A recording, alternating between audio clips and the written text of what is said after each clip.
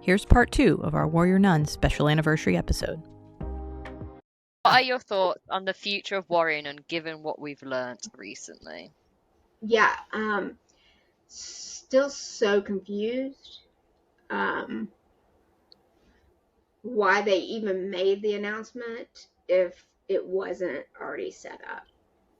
That's one thing that this campaign that we tried to do, like, as you know, some of the people in the leadership, like, we were always like transparent in what we did. Like, this is our goal, this is what we're doing, and this is how you can help. And then for them to, one, like, I don't understand why Simon made the announcement, and then all of a sudden he's not involved. And then there's, why are you gonna make this amazing announcement and then have a countdown for a contest? Like, Could have been an email. Could have been an email. We all felt that. Yeah. So I have hope that they will get themselves together, because there's money to be made. I mean, obviously they think that, or they wouldn't have like people behind it, like the investors, like being able to say, obviously, yeah, it's going to be a trilogy, but it all is based on the first success of the movie. Like, if the first movie flops, you're not going to have another one. But to be able to have that commitment of, hey, if this is successful, we'll go ahead and guarantee you 2 more films. Like, that says like there's people that believe it. It's just the execution right now has not been very inspiring. That's a good way to put it. That's a nice way to put it. Better than what I say. Correct me if I'm wrong, but when David was on the space for the anniversary, did he not kind of imply that Simon was somewhat misled as well? Did I get that impression? Just from, I didn't have time to watch the space, but I feel like I saw some tweets where people were kind of implying that maybe Simon was told something that turned out not to be true. Is that what he said, or am I wrong? I honestly, I can't remember. Okay. It feels like that regardless of what happened, he had to have been. Yeah. I mean, because how are you going to... Well, he kind of made that obvious with that tweet, didn't he, on the announcement, the contest announcement, when he tweeted just before it was being dropped, like, I have nothing to do with this contest. Yeah. I don't know what's going on. And then obviously we then had Amy tweet. We then had David tweet, and then we then had Sarah tweet, and literally it was like, none of us have been involved in this. And we're like, I think that was the bomb drop for everybody. Like, it what? Was. Well, and because it wasn't the contest, it was this countdown to something. Well, it was a countdown to the contest, but it was a countdown of like this news, of like big news. And then we find out that, well, Simon doesn't know anything, and like none of the original crew knows anything. And so then it was like, what? And then they go and drop. It's just there's a disconnect between someone and what they think the fandom wants. Do you think it's going to be live action, or do you think it's going to be... Wow, my brain's just animated. Gone. Animated. No, I don't think it'll be animated. You think it'll be live? Yeah. Now, whether it actually includes the storyline that we all fought for, that's a different subject. But I don't think it'll be. Yeah, I mean, I feel like... Go ahead, Jay. I was going to. Do you think Netflix still have the rights? Yes. Yeah. I think they've made that clear. I think. Yeah. David even said it. Did it? Yeah. I mean, people have said it. I mean, pretty sure Simon said it a long time ago too. But like we talked about this a little bit in Kelsey's episode, because she's somewhat in the industry and she's had to deal with this before. So she was kind of talking about how there's like various degrees to which you have rights to certain characters and stories and things like that, and it doesn't necessarily mean you can't use them. They just might have to be different, and there's a lot of legal jargon involved. So what exactly Netflix has the rights to. I think maybe we don't necessarily know yet. But I pretty like this was Dean's thing way back when, so I think he maybe has the rights to like the original comic storyline, and then I don't know where Right. it went from there. So I kind of feel like he was planning some sort of Warrior Nun related thing that is not necessarily what we thought it was. I don't know. It's hard to say. The fact that no one that now the strikes are over and no one has come out and said anything is a little concerning. Like I know it's still like nobody could negotiate anything or do anything or say like Simon couldn't do anything during the strikes. Dean was the only one who was allowed to talk or plan or anything. So I don't know, maybe things progressed while Simon had to be out of the loop, and when he came back it was, whoa, what's happening? There's just so much uncertainty, I think, at this point for everyone. Right. And I think what if, lawyers, like that takes forever. What if they're like, oh, we're not going to get burned again by the fandom by releasing crap news? Like, yeah, I don't know. I there's think a lot of moving parts. But the thing is, if they're doing that in the background, they just say, "Look, please bear with us. We are negotiating contracts." That's where the transparency is. Yeah. Mhm. And because I think with the fandom, the reason why we're doing this podcast, as we've said before, is we're here to celebrate the fight as we did as a fandom to get a show back, to get something that we love back. We don't really want to look on past on any negatives that's happened. We want to look on how positive we've done something. But at the time, before we got that news, I will admit there was a bit of negativity in that fandom.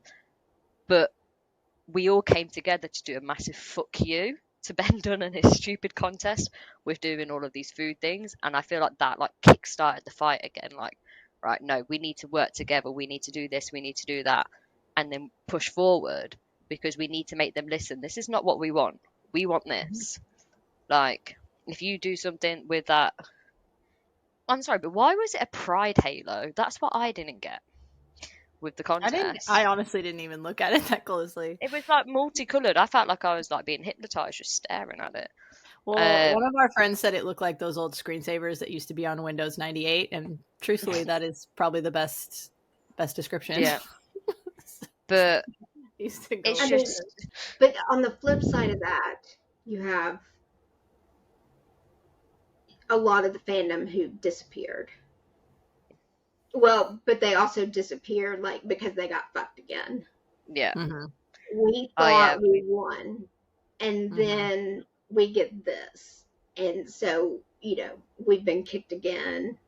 After that happened, there was like I was actually on vacation, and I was like, what? Like it took me a week or so just to wrap my head around it and realize that all this is out of our control. We fought the campaign that we did. We can express our views and tell them, hey, we want our Warrior Nun, but it's all in their hands now.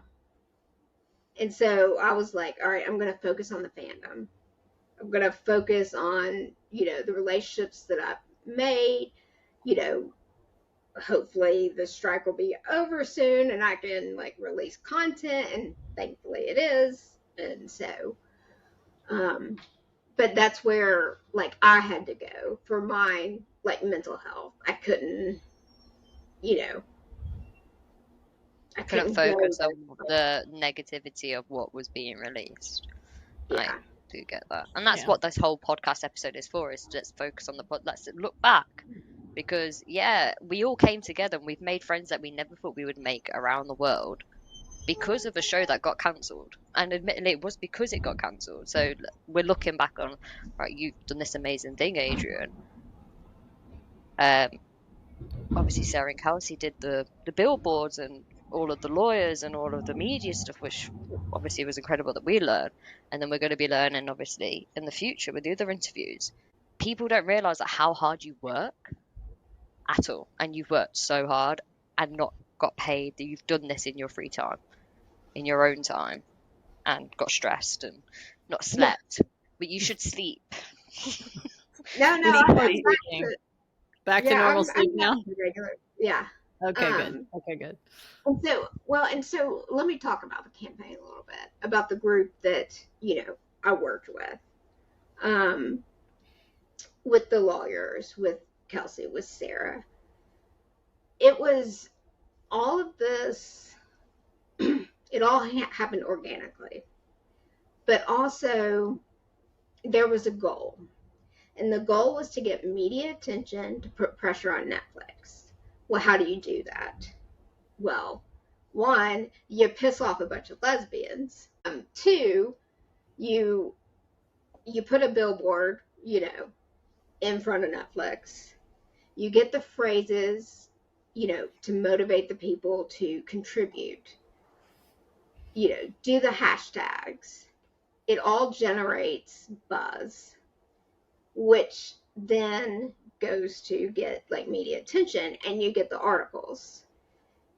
And then the articles put the pressure. Like, Netflix wasn't on like Twitter. Like, I mean, their poor social media person, oh my gosh. We bombed them. We did. Oh my gosh. I wonder if they quit. I hope they didn't, but like I want to know how their mental health is after all. I wonder if they went, what is Warrior Nun? Let me go watch it. I wonder if you made them go watch it just to understand why you were getting bombarded. Yeah. Maybe we converted them. Who knows? Yeah, maybe they became part of the fandom. And one team that I think that I will stress so much, like, has one of the hardest jobs is the phrase team, and they don't get enough credit. Like, trying to come up with, I mean, because there are parameters that you have to use, and you can't reuse things, and trying to get stuff to motivate the fandom. Like, I mean, it takes a whole group, and they have to plan. And like, they were the ones who like held us together after the news. Like, they were the only ones working, like, because most everybody's like job was done. And so, like, they have all my respect. Some of them were so funny as well. Like, how they came up to it. I was just like, they're so creative. They were so yeah, creative. so creative. I mean, the amount of hours, the amount of coordination that our group did, like, we were like a small business that ran efficiently. Yeah.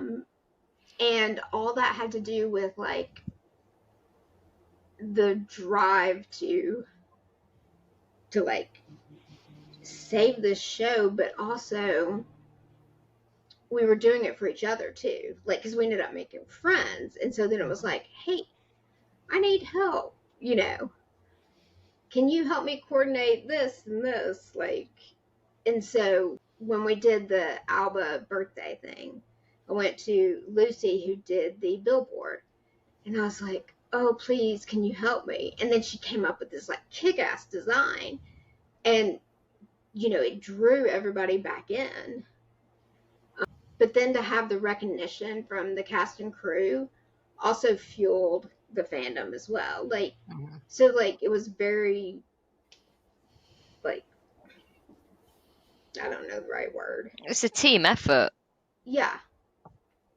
But it all was out of love. Like, yeah, all love. And passion. Yeah. I think it's kind of the way, like, as I mentioned, like, the reason why we love Warrior Nun is because you can tell the cast, the crew, the behind the scenes people all had love and respect for each other for the show, and you could see that in the work. That's kind of the same with the fight. Your team, or the team that you were all working with, you all had love, respect, and passion for each other behind the scenes, and you can see that in the work and how efficient it went with the fight. How like easy things were. Like I say, I was just a little pawn. I would be like, "Oh, cool, the phrases today. Cool, I'll do this one then. 5 o'clock." Or I loved the fact that it was always 5 o'clock UK time, because it's when I finish work. So I'd like, okay, sit at my desk and tweet for about 10 minutes and then go make dinner. But I've done my tweets. So like, was like over there. Yeah, 5 p.m. always me like, right, finish work, tweet. get paid an extra 10 minutes because I'm sat there tweeting. I forgot to log off on the phone and things. So, thank you. You got me paid for an extra 10 minutes.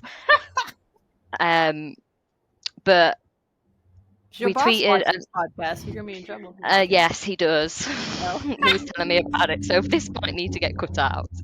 Um,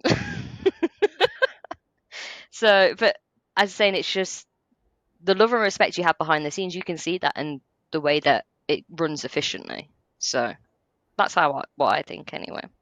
Well, I mean, it goes back to what we said. Like this, it became about so much more than a show. Yes, it was a show, but the show meant so much more to us than just a show. And then the just the family community that we grew around the world, that ended up being what was driving us. You know? I mean, and the fact that, in 10 months, the fandom raised over $60,000 for 20 different charities around the world. Like, I mean, that's mind-blowing. It's mind-blowing. And again, like it's about so much more now. Like we're just a movement. We're honestly a movement at this point. The Warrior Nun movement. Seriously. It's seriously true. So I need to circle back around and say a shout out to all the fandom artists. Mm-hmm. They are who kept me going. And that was one of the reasons why I wanted to do all the blog posts when they did the Nantober. Oh, the ink thing, right? Inktober. Yeah, because Leda did that. Yeah, one of our friends was participating in that. Okay, so all of a sudden, I'm gonna start again. So like all the artists just started randomly appearing. I had no idea that this event was going on. And it just brought so much happiness in a dark time. I was like, oh my gosh, they will never, ever understand how much seeing new art, like, just revives me. Seeing new edits. And I was like, I wonder if they'll be interested in, like, answering some questions. And then it turned into, hey, let me see if all of them will. And, like, and I got to know, I get to know so many people just by asking them to answer some questions. But I do wanted to say, like, in the fanfic authors, like, it just, that's what gives us, like, keeps us going. Like, it's like when someone, I'm trying to think of a fanfic author right now. Oh, they're not coming in my brain. One of them, very famous. Every time that they post, everyone's like, "Oh my god, they've posted! Like, there's a new chapter up," and then everyone goes, runs, read it. Letty, one of our friends, don't know what her AO3 handle is. I'm really bad. She's a fanfic author. Yeah, her fanfic books. Every time she posts, it's always getting talked about, and it's just like. It's another way we have community, right? Like it would be like the story going. It keeps the story going. The Warrior Nun story going. Yeah. Keeps us inspired, like you said. Reminds me, let me ask you guys one question.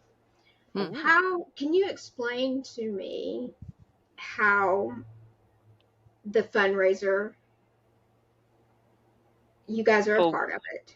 We have your back. Ladies? Yeah. Yes. Ladies. Yep. Yeah. We are. So, like, how did you form this whole team? Because I remember, like, all of a sudden, like, it was like, holy crap, there's like a whole team, like, on this, and I'd never heard of it. And I was just like, wow, this is, like, organized and, like, put together. Like, it was all from our Telegram group. So Jay set up the initial GoFundMe like months ago when Letty first told us that her insurance was not going to cover the surgery. She had to wait 2 years because she just switched insurance with her new job. She had to wait 2 years, and she was appealing on like I can't remember what month it was, August, I think. They were calling So it she a was- pre-existing condition, and she was Pre-existing appealing. condition. Yeah, So she so was that- appealing yeah, the fact so- that they were calling it a pre-existing condition, essentially. And then, August. But when it was, August. yeah, it was August, and then she got the letter just before, like, the date of when she was going to reapply again, saying you're going to get cancelled. I remember that when she told me about it before she messaged the group, and she was like, I don't know what to do, and I went, right, breathe, calm down. We have over 60 people in a group. Let's get help. Like, if we all band together, we can all share the page. Like, let's make ideas. Let's make a group and bring ideas, because we have people that do marketing in that group. We have, like, for me, I work in insurance, so like I can read your policy documents to see if there's a loophole or something like that. And we have like Gray, who does social media quite a lot. Like, we have big followings. Some of us have big followings, so let's do it. I wouldn't say big. And then, yeah, but do you know what I mean? Like, we have people that are constantly active, and let's form a group and let's make ideas. Let's see how we can get people to donate more money without just keep sharing it. Because at the moment we were just sharing it within our our group, and it wasn't expanding. So we were like, let's bring it together. So then we made the group of We Have Your Back. Well, it's actually called Fight for Letty, the group is called, but then we named it We Have Your Back, because then we started thinking, well, once we've got the money for Letty, we could potentially use We Have Your Back for other people that need help within the fandom, within the community. That's probably going to be like our long-term goal, but at the moment we need to get Letty her money back. She's had the op. She's absolutely living her best life now. She's back at the gym and everything, but she's in so much debt. And I mean so much debt, so we're trying to repay that back to her. So yeah, that's how it basically came about, is made the GoFundMe, and then I said, let's get everybody involved. It was all just organic. Like, it literally was just, we're a bunch of friends and our friend needs help, and here's all of our talents. Let's pool them and get going. Let's bring them together and let's keep going. And that's literally how it is. Since it was featured on the OCS newsletter and we started pushing it, like, we've had more donations than we've ever had. It's been amazing. So thank you for that. I know from Letty too. I know she appreciates it. Yeah, for sure. Isn't that how the podcast started? No, the podcast started because I like to take the piss out of Gray. Yeah. We had the idea for the podcast before that, but we started the podcast right about when we were starting the We Have Your Back campaign, and so we were like, let's get Letty on so that she can tell her story and we can link to it, and if people need to hear it to feel comfortable donating, we've got a recording, so if anyone goes, oh, what's this charity about, and we can go listen to episode 2. It's all there. Literally every little bit of detail that you want is on that episode.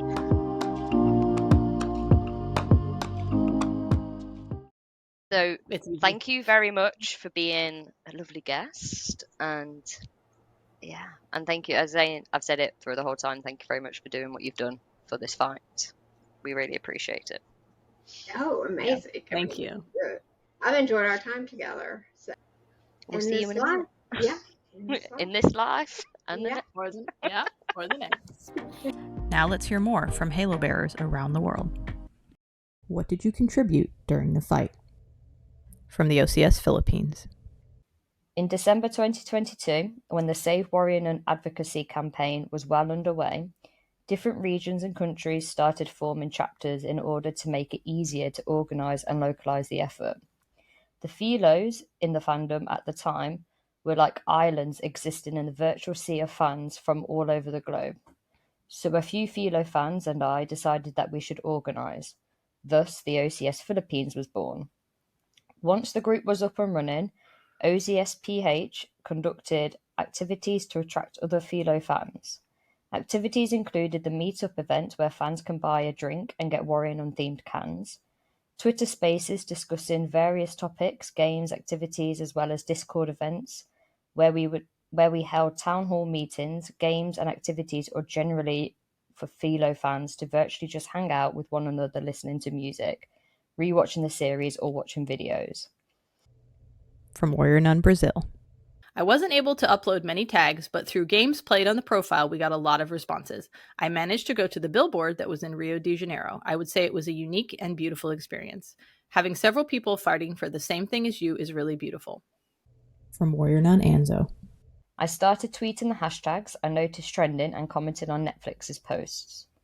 I saw a tweet from Na about feeling old in the fandom, and if anyone was over 30, I joined the IMGSS group and then started talking to another member who was part of the Philippines Warrior Nun group.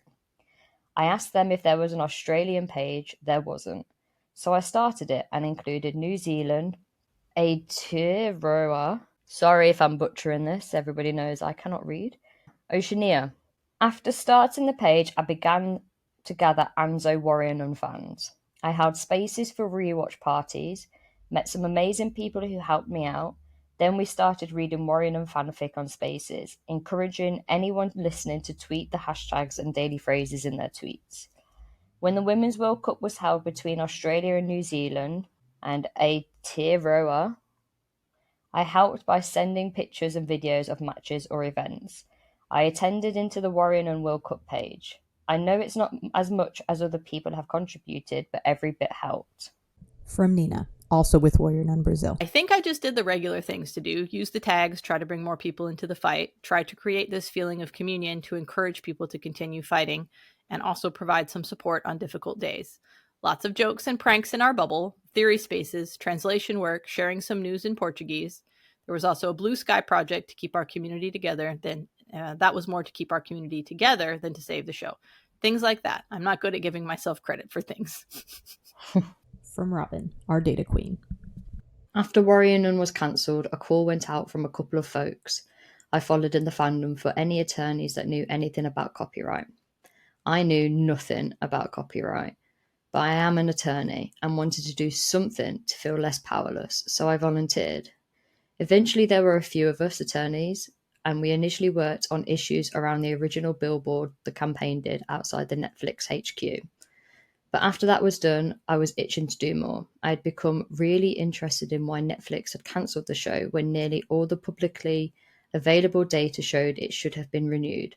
I was particularly interested in data showing that demand, as measured by Parrot Analytics, which researches and analyses streaming social media, downloads, and a number of other types of engagement to measure demand for a show, for the show in the US was super high and had, since season 2 premiered, well above nearly all other Netflix originals, and in the top 10 of all digital originals in the US for 6 consecutive weeks. And this was despite the lack of promotion and the fact that season 2's premiere was buried among a packed schedule of major, heavily promoted Netflix show premieres, including Manifest, The Crown, 1899, the final season of Dead to Me, and the smash hit Wednesday, as well as the World Cup. So I bought a subscription to Parrot Analytics Lite version of their demand platform, so I could look in more depth and also look at how Warrior Nun was faring globally. In the end, Warrior Nun was top 10 in global demand for all digital originals for 10 consecutive weeks. Among Netflix originals, Warrior Nun was in the global top 10 for 17 consecutive weeks, and in the US, top 10 for more than 20 consecutive weeks into April 2023. I worked with the other data folks in the campaign, and we opted to start putting this demand data out into the fandom and to the public. Why? Because demand data tells you that people were hungry for Warrior Nun Season 2, and those that knew it was out and watched it became passionate about it. Despite Season 2 having been seemingly set up to fail, in terms of demand, we learned that global demand for Warrior Nun Season 2 was significantly higher than for Season 1 through 59 days from each season's premiere, yet Season 1 was renewed while Season 2 was not. We also wanted to make more than just a theoretical case for why other streamers should pick up the show. We wanted to provide the data about what they would gain, especially financially. We eventually created several white papers, each one tailored to a different streamer and its specific needs and interests, and which calculated how much revenue they stood to gain if they picked up Warrior Nun. I don't think that had ever been done by a fandom before. From Juresco, keeper of the tweet counts. Some reports, food trauma, and awareness that you should eat kiwi with the skin on. No. Overall, I don't think I did No. much. Yes, you did. The only thing I did was make people aware of what they had achieved using daily reports. I mean, I'm not saying it was the easiest thing to do because it was like a second full-time job, but everything I did would have had no meaning or purpose without the involvement of others. I just let people know what they achieved. When it was announced we got Warrior Nun back, how did you feel? From the OCS Philippines. When it was announced that we were going to get Warrior Nun back, I was happy. Sure, it was a trilogy and not another season or a new series, but something is better than nothing, right? Simon was also really ecstatic with this announcement, so it was infectious. From Warrior Nun Brazil. At the same time that I felt happy having saved Warrior Nun, I was also a bit hesitant because I didn't know, and we still don't know, how everything was going to work. I think the biggest question of all is whether the same cast will continue.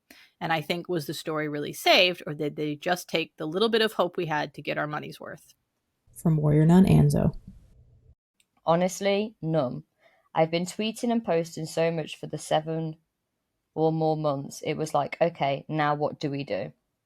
Also cautious, we didn't have all the information of what that meant due to the strikes, etc. From Nina, also with Warrior Nun Brazil. I was so confident that we could do it that all we could think was, I knew it. And I laughed with relief too. Was so confident that we could do it.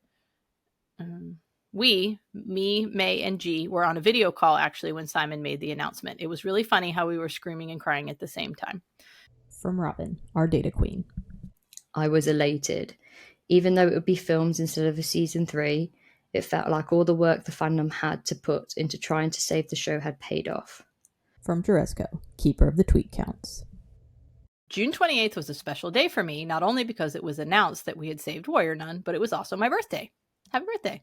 Happy birthday. Due to the kindness of the people I met during this campaign, I can confidently say that it was my best birthday, and Simon's announcement made it just better. That day was madness and pure chaos. I couldn't imagine a better one. So it's hard to describe what was going on in my head, but it was a very good day, and I like to remember it. What are you hoping for the future of Warrior Nun? From the OCS Philippines. My hope for the future of Warrior Nun is for the story, world, and characters to come back bigger and more epic as Simon Barry and co. envisioned it. There's no reason that fans should get any less than this. I also hope that the current powers that be listen to the fans and not take them for granted or as fools, because we are not. From Warrior Nun Brazil. Before, I was confident that Warrior Nun would go back to the way it was, but I imagine it involves much more than that, mainly copyright and people wanting to sexualize the characters. So we can't predict what it will be like because many things have been and will still be changed. And in the end, I believe it won't be anything like we are expecting. For better or worse, I don't know. From Warrior Nun Anzo. I would love to see the same actresses continue the story in the Netflix TV show, but after recent information that's been revealed by Simon Barry, I'm not holding my breath. Even a spin-off show about Shotgun Mary or Shannon and Mother Superior's time as the Warrior Nun. Anything to stay in that universe of characters. New actresses and no Simon Barry isn't my Warrior Nun that I fought hard for. I won't be watching it. From Nina, also with Warrior Nun Brazil. I need to confess that I don't know. I continue to hope for the best. I want our Warrior Nun with our characters, with Simon and the team. I hope we get them back, or at least Simon tells us the ending. From Robin, our data queen. The fandom has been clear from the beginning that we were fighting for a continuation of the Warrior Nun we fell in love with on Netflix. Not the comic version, not a reboot, and not something limited to only 1 or 2 characters. We were and are fighting for the vision, the story, the characters and actors, continuing from the season 2 cliffhanger, continuing Avadris. These things are essential. Just because something is called Warrior Nun, it doesn't make it Warrior Nun. Without the essential elements that we fought for, it won't actually be Warrior Nun. And at that point, was Warrior Nun even really saved? From Juresco, keeper of the tweet counts. Maybe I'm a little naive, but I still hope we will able to get further seasons of Warrior Nun with the characters and cast we fought for, and let Dean's films turn out to be a big flop because of his overall character and the way he treated us.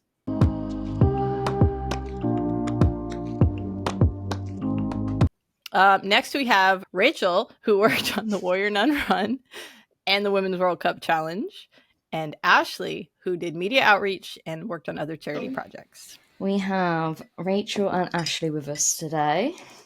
So, time zones, it's early on a Sunday morning, so Excuse me, I'm tired, and it's quite late for Ashley. But It's 2 a.m. here. when Rachel lives on the other side of the world. Thank you for putting this at a very normal 7 p.m. for me. No worries. So, how did you find Warrior Nun? So I'm a Tumblr native. I, like many people, I haven't actually been on Twitter before Warrior Nun happened. And I kept seeing gift sets of Warrior Nun, and I thought, oh, okay, well, this is a bit weird. But that's essentially how I found Warrior Nun, because I eventually found out that it had a sapphic couple in it, and I finally decided to watch it when I had a Christmas break. So that's how I found Warrior Nun. Did you watch it in season 1, or did you watch it when season 2 was out? Season 2 had come out, and I think they'd already announced that it was cancelled at that stage. But yeah, I'm not much of a TV watcher, so that didn't faze me at all. And what about you, Ashley? I saw it on Netflix because I am a huge TV watcher, so I usually just look for shows. But I saw Warrior Nun, and I was like, that sounds stupid, like because I have a lot of religious trauma, and I was like, I'm not watching that. And then I don't even know what happened. I think it actually, like, you know how the preview plays or something. Like I saw the preview, and I was like, you know what? Maybe I am watching that. And so it kind of just flipped, but it was like a week before season 2 came out, is when I actually saw it. And then luckily by the time like I finished it, and then I just jumped straight into season 2, and then, well, you know what happens next. So what made Warrior Nun special to you? We'll go Ashley first this time, as we went Rachel first. Honestly, I think just the representation. For me, like I said, I had a lot of religious trauma, and so I think seeing a show that kind of touched on religion but wasn't completely focused on it, but then just also had like sapphic representation and everything. It just was, I think, the mix that I needed at the time. But even then, I feel like the show is like, I really enjoyed the show, and I've like all the shows that have gotten canceled before Warrior Nun, that have sapphic representation. It was like I've dealt with it so much, and I remember when I saw that it got canceled, like telling my mom, I was like, I'm done. I'm not watching TV anymore. Like I can't do it. Like I can't just keep losing shows like this. So I definitely think that it became more important to me the more connections I made from it. Like even then, like I liked it a lot, but then I was like, oh no, like I love this show after meeting everybody else. Yeah, so why was Warrior Nun so special to me?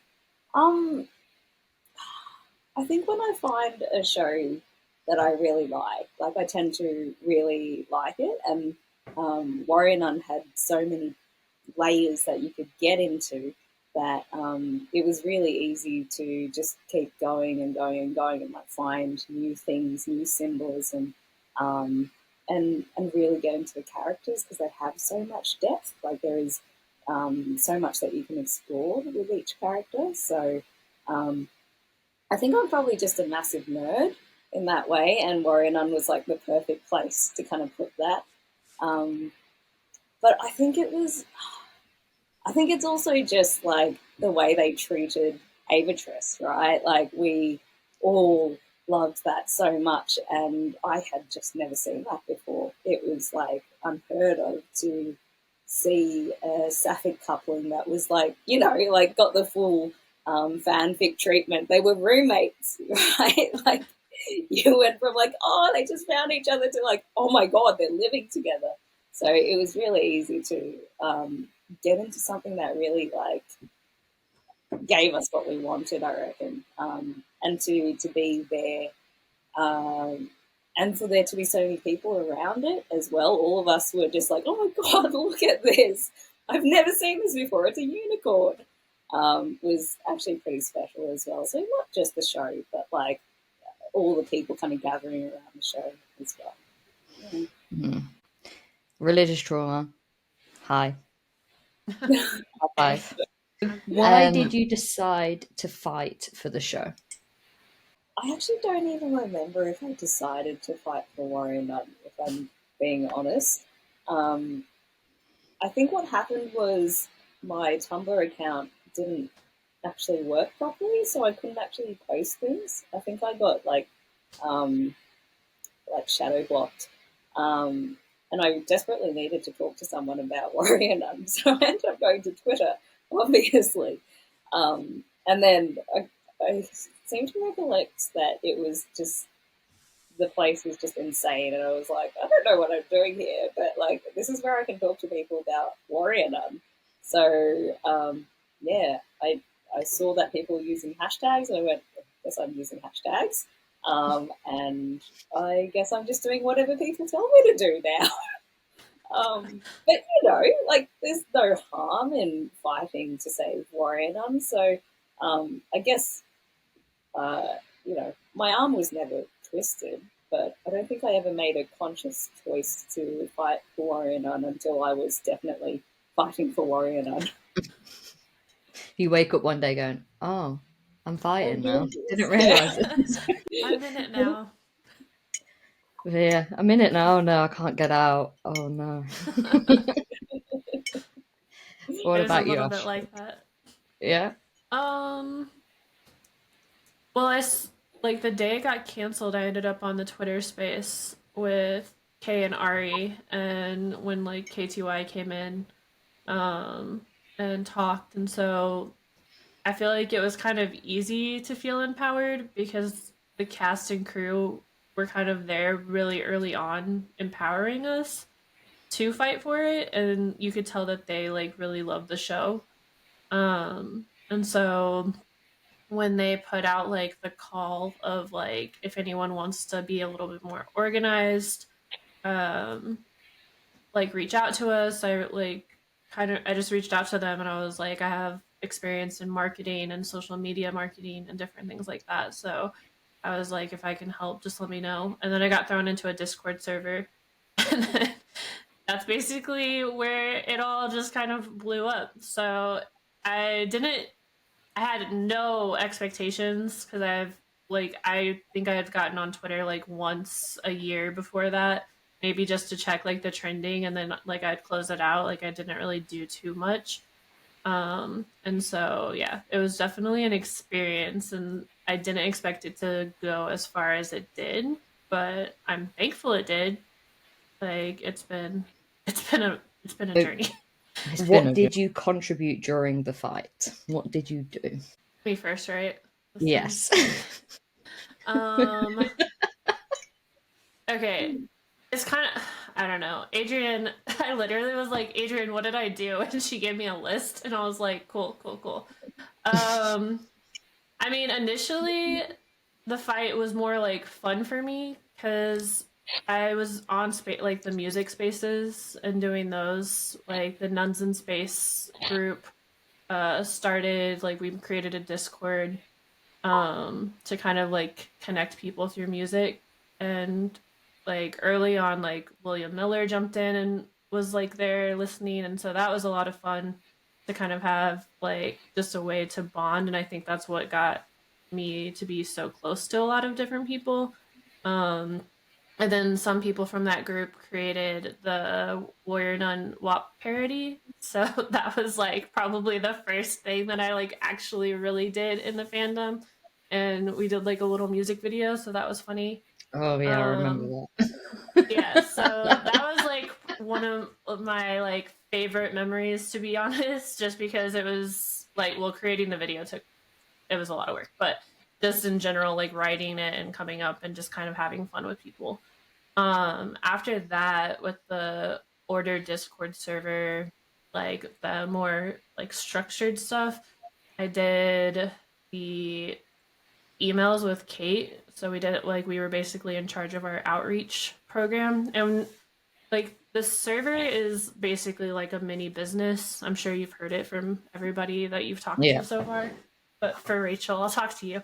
The server is a mini business. And so like there's so many different departments, and we were in charge of outreach. So our initial thing was we were sending emails to like network executives, to celebrities, to talk show hosts, to journalists, basically just trying to get the word out. Kate and I think, can't remember. She always knows the number. It was thousands of emails though, like within like a short amount of time. So, and because she is in New Zealand, like I would basically spend like a full work day sending emails, and then she would wake up and start sending them. And at the time she was like, we're both in college at the time. She was getting her doctorate. So like it was a crazy experience. But we did that until the billboards went up. Once the billboards went up, thank you, Kelsey and Sarah, they there were so many articles and stuff at that point. We stopped sending, we sort of more structured the emails to mostly just networks, to try to get them to pick up the show. And then after that we did the postcard campaign with James Thompson, which was a lot of fun. The person who helped create like the billboard art, Lucy, did some really cool designs for us, and we were able to like just share those with people, and they were basically just to send out like postcards for anyone who wanted to tell someone why Warrior Nun was important to them. So it could be Netflix. We gave basically like every studio address, but we were like, tell your friends, have them watch, like get the numbers up, like a postcard's a postcard. So that was early on what we were doing. I did OCS newsletter interviews with Adrienne. Those were fun. The Cat's Cradle on warriornun.com for the fan, basically like there was like fan art, fan fiction, the Haloed art project, which was something that was going around on Twitter, which was really cool. Like we had that on there. So that was fun. But then the Haloed art book kind of was born from that, because I got so much fan art for the website that I was like, it would be really cool if we could make a book and sell it and like give money to charity. So that's basically like my baby project that I loved the most, just because it's like this tangible piece that people get to have now, and it's just cool to see like all the talent and like in the fandom. There's just so much talent in the fandom. So getting to do that and then raise a lot of money for charity was really cool. So yeah, that's basically the gist of everything that I can think that Adrienne told me about. Just a couple of things, right? So I have a question for you. Did you sleep for the entire time of this fight? I mean, we were doing like 18-hour days in the first like 2 months, and I'm not kidding. Like it was legitimate, because I was up with her and she was up with me.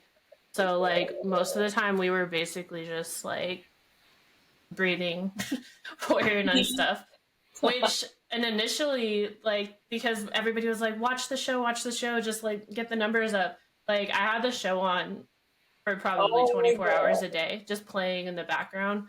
And so, oh my god, it was chaos. But I mean, I had the show playing on when I was working. So like I work customer service. Obviously I've got my headset on and I'm talking to customers, and in the background you're hearing like Ava and B having a fight, and I'm like, just bear with me one moment, because that's like one of my favorite scenes. I'm just like watching it like yeah, then carry on. Manager, you did not, my manager listens to this podcast, you did not hear that. Like I do work very hard. And what about you then, Rachel? What did you contribute during the different fights? So in chronological order, I think I really just started out by like 3D printing little like knickknacks that said, I don't know, Save Warrior Nun on them or something like that. I actually went around sticking them up on walls. Some of them got pulled down pretty quickly. Some of them stayed up for like months. And what was really random was that I think literally last month I realized that I'd stuck one up on the wall of a shop which is directly next to where someone else in the fandom works. Like it's in like a little mall that's local to us, and at some point we realized that we live close to each other. But it was only like last month that I realized that I'd stuck up one of these 3D printed, like it's just got the text hashtag Save Warrior Nun. And it had been like up next to her workplace for months. So clearly it wasn't that noticeable, but noticeable enough for people to take them down. So anyway, I think that was one of my early efforts, was just like making random stuff and kind of just taking photos essentially, and then posting them on Twitter. And then after that, the next thing that I remember is organising the Nun Run, or the Warrior Nun Run, which basically just came about because I think someone had posted a photo of their like lovely scenic run, and I was like, wouldn't that be really cool? Because we have so many people in the fandom to do like a 24-hour virtual relay. So I ended up organising that with Franzi and those darn nuns. I forget if that's the handle or something else, but that was a lot of fun and really, really crazy. Like everything in the Warrior Nun fandom, that we felt sure that would come undone because of time zones, and like someone would get their time zone slightly messed up, but we managed to cover the full 24 hours. So that was very rewarding to actually pull that one off. Other than that, I think the main other things that I did were a fanfic reading, a regular fanfic reading that we used to do. Mo, or Warrior Nun ANZ, started up a group chat for like people in the Australia, New Zealand region. And I think out of there we did our first watch space at some point that was timed around like the global watch space, but like we could never get onto these things at a reasonable hour, so we kind of organised our own at some point. And then once we finished that, we didn't really know what we were going to do next, whether we were just going to watch it again and again and again, or we'd do something else. So we decided that we'd actually try reading some fanfic, and we did that every like Saturday or Sunday for a while, which was a lot of fun. And then I printed some more things. I printed World Cup. What's that? You did the World Cup. Oh yeah, sure. I have a list, by the way, of what you guys have done to, prompt you to talk about it. Thank you, Adrienne. I was like, Adrienne for sure did that. Yeah. Good on you, Adrienne. Yeah, you did the World Cup. I kind of feel, yeah. That was such a strange time. Like, I don't think I slept very much at all during the Women's World Cup soccer. That I don't Football. think it even registered that I was. Not soccer, it's football. We are not part of the USA. Sorry, but I'm not. FIFA is FISA. Okay, football. So like I was tweeting out to the, what is it? I can't even remember what that account was called. The Warrior Nun World Cup, is that what we decided it was called? There was an account. I very successfully managed to get it deactivated or suspended because I was like, there was two. Yeah. So I didn't realize how strict FIFA was going to be about taking no video footage or not posting any video footage, and they were really short snippets. But I think I managed to get the first account that we had suspended. So that's one thing I achieved during the Warrior Nun campaign. Yes. And other than that, just lots of posting of what was happening on the ground during the World Cup football here in Sydney. Yeah, it was fun. Yeah. We had a separate group chat for the World Cup, and none of us slept because for like the entire month we were all just watching the games. Admittedly, I did sleep because I refused to watch the USA women because I knew they were going to fail. And I was like, For me, no offense, I love the original OG team of last, not World Cup just gone, but the World Cup before, were amazing, and I'd love to watch them play.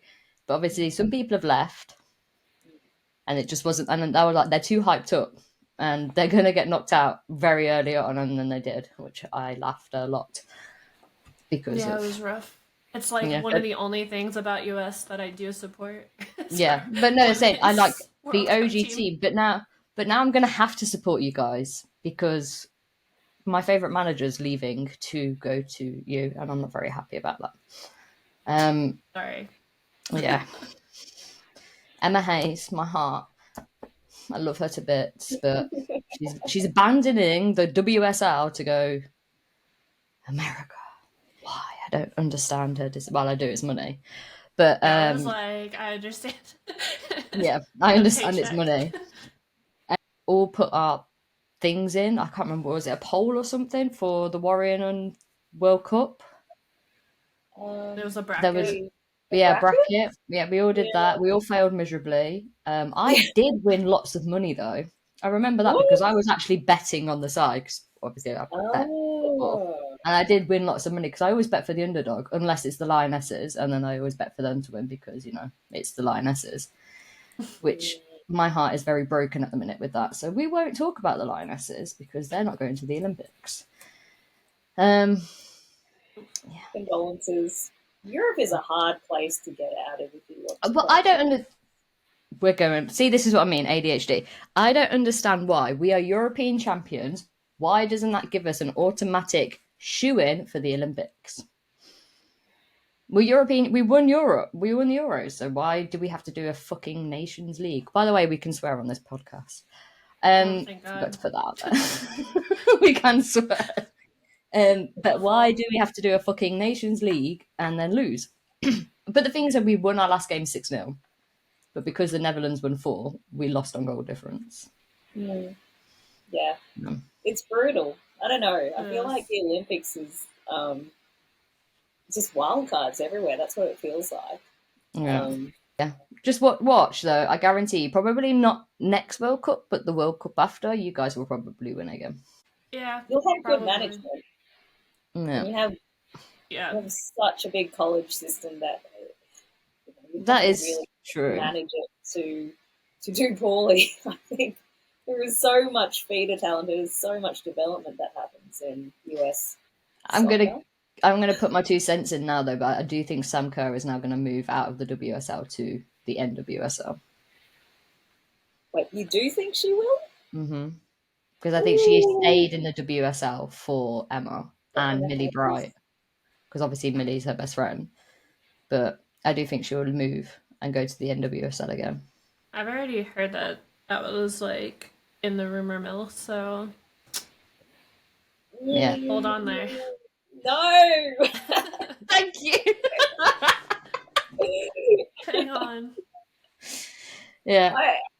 I've been following the Matildas and all of them are going to the WSL at the moment. Like, if Sam left, you would just kind of go like, no, you're letting the team down.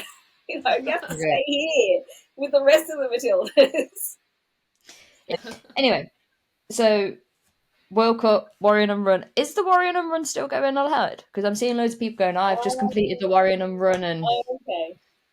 So the follow-up to the Warrior Nun Run is this other thing called Nuns Run the World. And I was approached by Elise Duchesne, I think that's her name is. And she'd come to me and said, okay, I've got an idea. Do you think we could do like all the way around the world? And, I just rolled out of bed and checked my phone first thing in the morning and I was like, oh, God, okay. Let me just start off with the basics. How far is all the way around the world? Okay, that's 44,000 kilometres, which feels like nothing compared to, the breadth of Australia. So I was like, oh, yeah, okay. So what's happening at the moment is there is the Nuns Run the World event, which is really just a cumulative tally of all the walking, swimming, running, cycling, also a conversion from time doing any kind of physical activity into a distance. So adding up everyone's logged distances until we reach 44,000 is what's happening. Yeah. That's it. Because I keep seeing it pop up and I'm like, what's this for? Because I didn't know what it was for. I was like, oh, they're just logging it now. Like, I thought it was so popular, people are now just logging it. So people can stay active or something. And I literally didn't realise it was because you were trying to run around the world. Hypothetically speaking. A goal is a means to get somewhere, but the somewhere is, can be changed. So if people are doing it to stay active, absolutely go ahead and do that. If people are doing it to connect to other people, that's fantastic. I think it's really nice that like this group of people has actually stayed on Twitter and they still kind of enjoy sharing parts of their lives with each other. So technically we're trying to run around the world, but like in practical terms, we're just sharing our lives with each other. Yeah, it's pretty cool. Yes, Ashley, your cat is very cute and very distracting. And it kind of looks like my cat. Very distracting. So when it was announced that we got Warrior Nun back, how did you feel? My answer's a little bit weird because I was on a pretty intense work trip, and we do these little like rural clinics where we're based in Sydney, but we go out to these country areas and we see clients who would otherwise, or patients who would otherwise not get seen by this kind of specialist service. And so I think I'd opened my phone to possibly just like take a photo of something, and I had this message from my partner Georgie, and she was like, "Oh my god, you need to like check this tweet or something like that." And I was like, "Yeah, but I'm in the middle of an appointment. This is not going to happen for me right now." And so I'm sort of in the middle of this appointment thinking, "Oh my god, has it happened? Has it happened?" And then I had to act pretty normal when I like checked my phone properly after the appointment because I was driving back 2 hours or so back to the hotel, and the person I had for company was my boss who was driving. So I was just trying to contain myself, I think, for the next like 4 or 5 hours. I think it was really surreal because we'd spent so much time talking about how wonderful season 1 and season 2 were and still are. But at that point, it occurred to me that everything was now going to change. Like, there would be the characters as we knew them would actually progress forwards, and I was a little bit like, I'm not sure I'm ready for this actually. So it was a celebration, but it was also a little bit like, oh, okay, I don't know what we do now. We're gonna have to do something else. Yeah, I think that's pretty much it. We've had a lot of mixed answers, so don't worry. Everyone is very mixed on this question. What about you then, Ashley? How are you feeling? Simon's tweet, like when Simon tweeted, it felt very like cathartic in a way, I guess would probably be the best word, because I was just like, oh my god, like, okay, maybe like something will come from it. But I didn't have expectations on it because I just know how the industry works and how tough it is. And so I think I just kind of, like, everybody was like, we did it. And I was like, well, I'm excited to see what the possibilities are. And I knew that it was going to take a while anyway. And then obviously with the, what's it called? The strikes. It's 2 a.m. It's actually almost 3 a.m. So if words are just strikes. The actors strike and the writers strike. It. I knew it was going to take a while. And so I was like, okay, just kind of stay like even keeled as much as possible. And then when they announced the trilogy, honestly was like really skeptical. I was one of the people, which I've been in the fandom, someone that a lot of people have a lot of frustration with because I kind of just say exactly what I thought, and I really thought their website was really shitty. and the way that they like announced it was really shitty.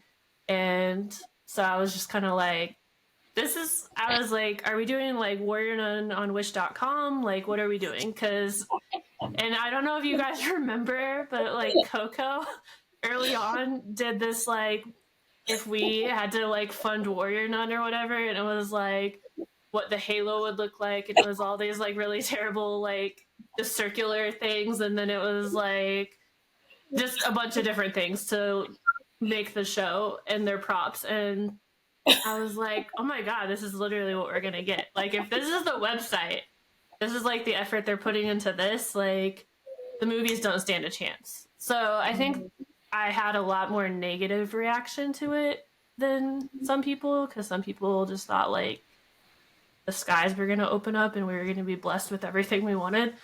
And it just didn't feel very secure, I guess, at that point. Like, I was like, I need you to put more effort in, because the fandom did. And I think that was what was so frustrating about it, is we did so much.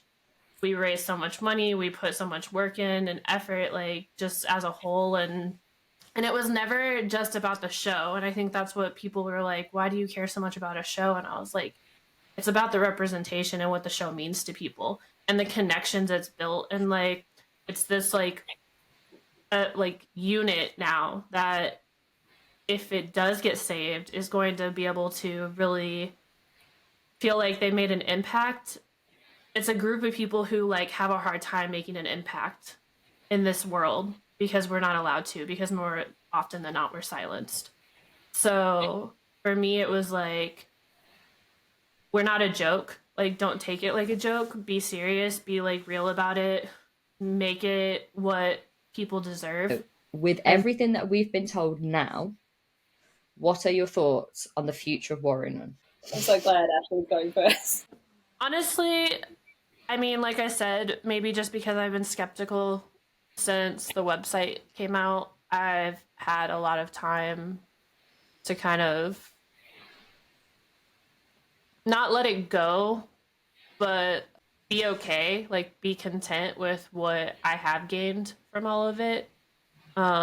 Like this whole experience. And I think I really try to lean into the experience more than the show, because we have the show, and although it didn't end like we wanted to, it did have them actually within in a relationship. Simon did mention how like the sword glowing meant that Ava was back, which like leaves you up to interpretation.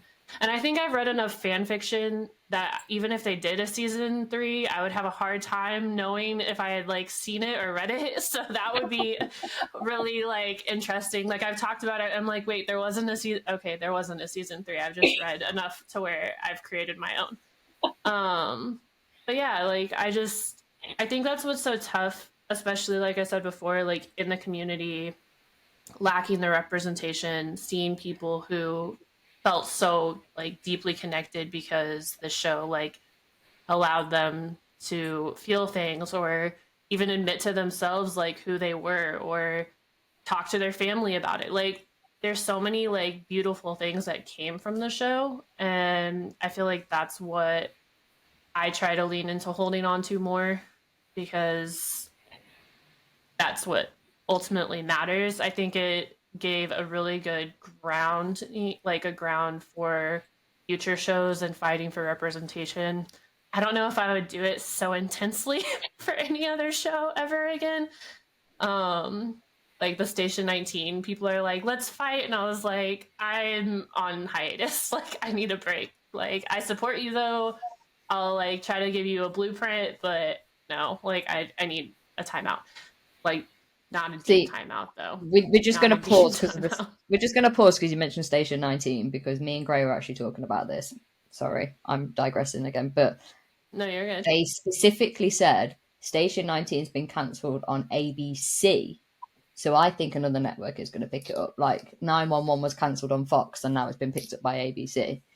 So no, 100% it could be. I hope it is, and like not only for just the sapphic representation, but it's just a very diverse cast. Like it's one of the most diverse casts, and I think that like with that show and with Good Trouble, which like Good Trouble wasn't like winning any Emmys, in my opinion, but it was still just a very like great show in terms of representation and diversity across the board. And so like having just 2 more shows that have those types of representation that you don't see like get canceled, just it's another blow. And I think that like it just makes me like sad for these fandoms that it keeps happening to, because even if I'm not a part of all of them, like I know how hard it is to be a part of a fandom and like lose something like that. So, and it doesn't happen like this all the time either, like the way it happens in Warrior Nun, like the connections and the like bonds and all of that. Like this is kind of a rare experience in a lot of ways, unless you go to cons, for how deeply invested it was through Twitter and Discord. It's not usually like that. So I don't know. But yeah, we'll see. We'll see what happens. But I'm just thankful for what like I have gained from from the show, regardless of like what the future holds. If Dean is not attached, I'll watch it. If that's Ben probably Dunn's not attached, I will watch it. Ben and yeah, if Jean Ben are the Dunn's 2 not people that I would attached, like. No. I'll watch it. Like I just don't respect how they handled the situation. Not so much Ben, because I feel like Ben has like nothing. Like I don't respect Ben. I'm not gonna I've read start it. on that. Yeah, I've read his comics. That's all I'm gonna say. Is I've read his comics, so I don't like Dean. No, I mean Ben. like he just doesn't have any like control over Oh, no. the show or movie, so it's like I'm not that worried about his part. It's just I just don't respect how everything's been handled and how the fandom's been treated as a whole. So I probably wouldn't watch it unless something drastically changed and they brought the right people in. The right people being like our crew and our cast. But we'll see. But yeah, so do you think it's going to be live action or animated? I personally don't think it's going to happen. Okay. Like, that's a different personally, I personally don't. I mean, it's just like, if it does, like, you've lost a lot of the fandom. I mean, when you compare, like, the numbers of what it was, like, especially, like, the day that it was announced versus, like, what people are doing now, and just, like, you didn't just lose them because of the amount of time, because most people would have understood the amount of time because of the strikes. You lost them because of how you handled it. Like, you really fumbled it. So it's just like, I don't know. I mean, why would people put money into something that the fandom's just like kind of over, like done with, like how they're handling it? And I mean, like, we see the people that are still fighting, most likely, like at least my timeline, but like it's the same people, it's the same small group of people. And so it's just, I would love for it to like be what we want it to be, but I just don't know if you're gonna have people put money into something where the fans have literally called out the person who is like supposedly behind it and like being like, what the fuck are you doing? So I think that's kind of where I'm at. If they do it, it would be really, and I know there's gonna be people mad at this, but it'd be really fucking stupid to do it animated because of like just the impact and power it has. Like, not that I have anything against animation, but I just think it has too much like impact and power to like reduce it to that personally. What about you then, Rachel? What are your thoughts given what we've learnt recently?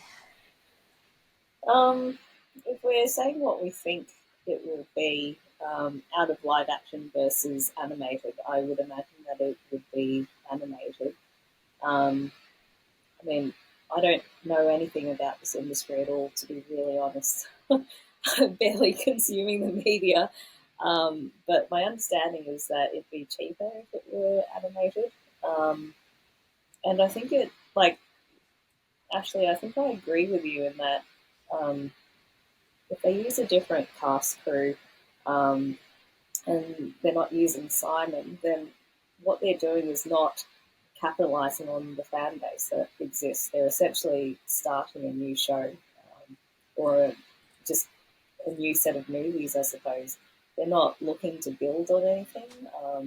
And so if that is the case, then I guess it doesn't really matter whether they use a live action format or an animated format, but it may as well, from a business perspective, be a different show. I kind of don't care, if I'm being really honest. Yeah, very similar to you, Ashley. They could just make something else. There would just be no reason to make this when the image is so tarnished to begin with. Like, I don't think anyone who's been watching other shows on Netflix, for example, is going to go, "Oh, look, it's the Warrior Nun movies.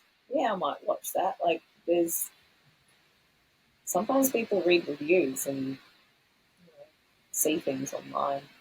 Yeah. Sometimes they don't. I know plenty of people who will just go, "Oh, well, they played 10 seconds of that, video clip on Netflix, so I may as well try that." But I just can't see it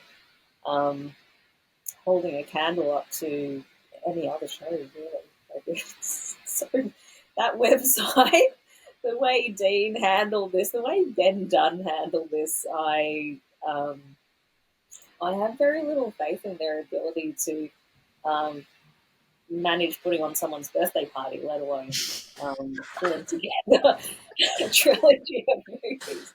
And I find birthday parties really boring to begin with, but no, I've seen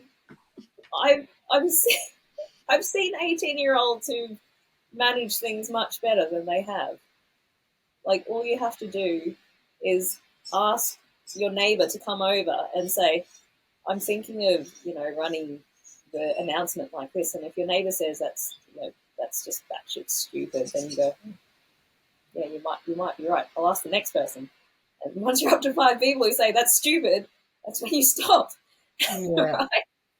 And you do, in fact, ask someone before you go ahead with it. So, yeah, look, I hold out hope for the day that Simon can find a way to retrieve our show. It could be 8 years from now. I do hold out hope. Maybe that's naive because I know nothing about the industry.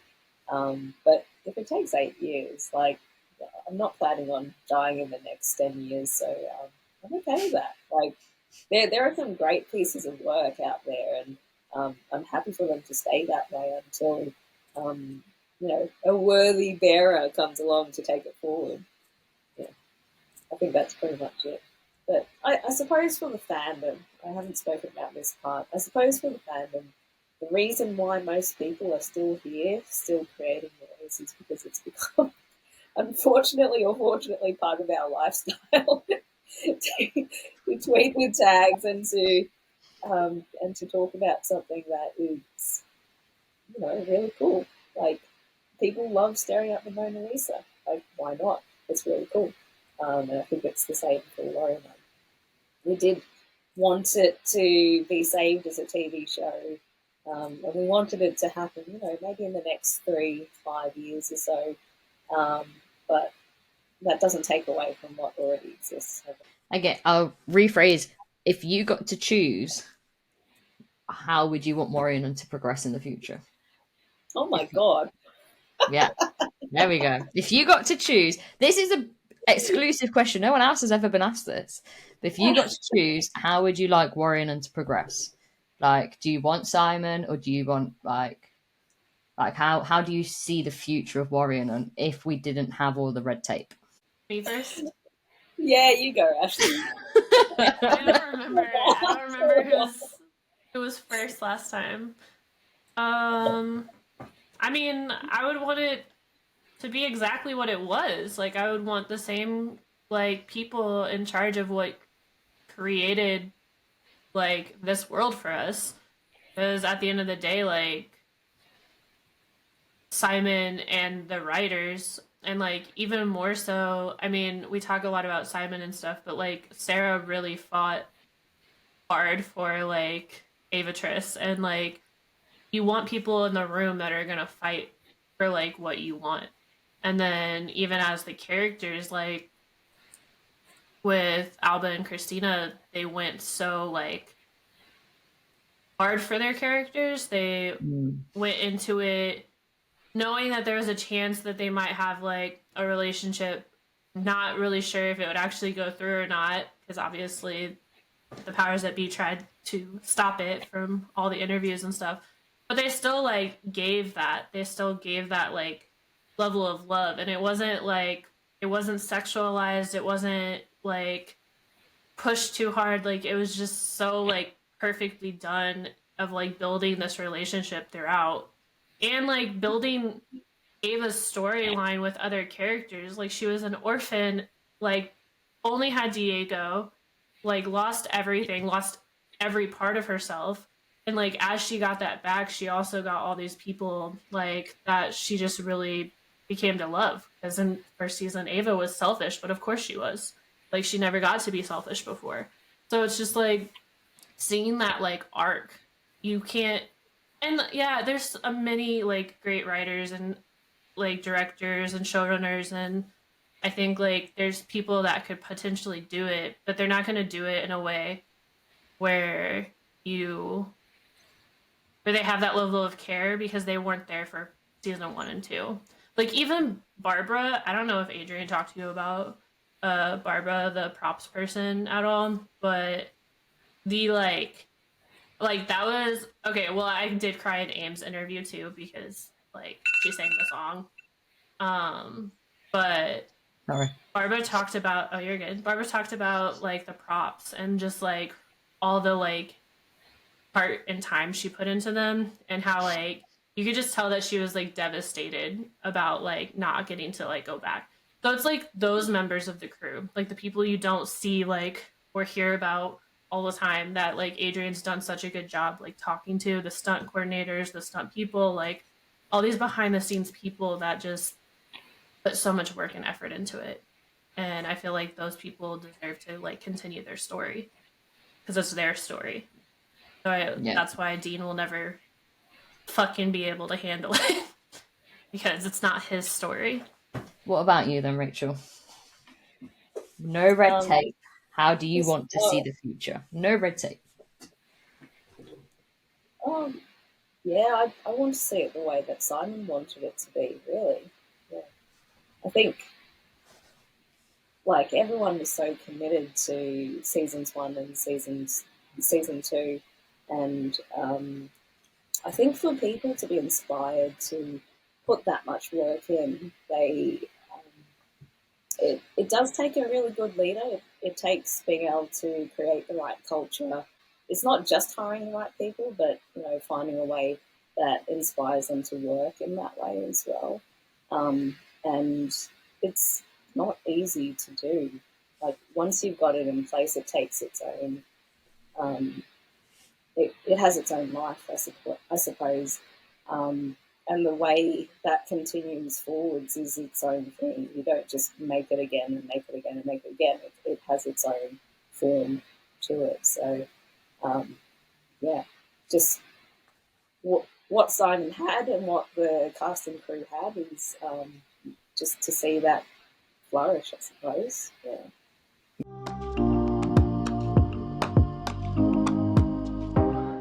So thank you very much for joining. Much appreciated. Thank you. And listen on Wednesday.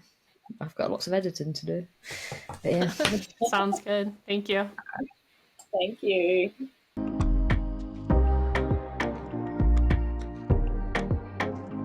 What if Ava comes back from the other side, evil, possessed by wraiths, and has no chance of becoming good? And Beatrice may need to become evil to get her back. You know what? I'm leaving. I'm just kidding. Well, I have questions. You need to write the fanfic. Lots of fanfic. Everybody will be happy. I think it'd be a great addition to the story, personally. Are they on Earth? I would like it. I think I would be fine with it. A social game of good versus evil, and they just switch sides whenever someone, the demon flips over and says, "Oh, I'm gonna jump in that one now." And what's her end game? I don't know. Ava comes to and she's like, "Oh shit! Oh, now I have to chase them." I'm gonna let the gay overtake me for a second. I have this tendency though to really like the dark characters, I wonder if she does come back evil, is it Rhea's doing? Beatrice then gets possessed, and then it's like, oh, let's go have some fun then.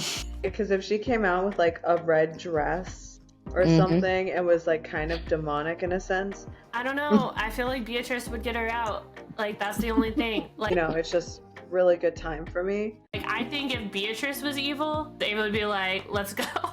Ava coming back to go against Rhea. Yeah, see, that's where I go. Like, I'm down for this.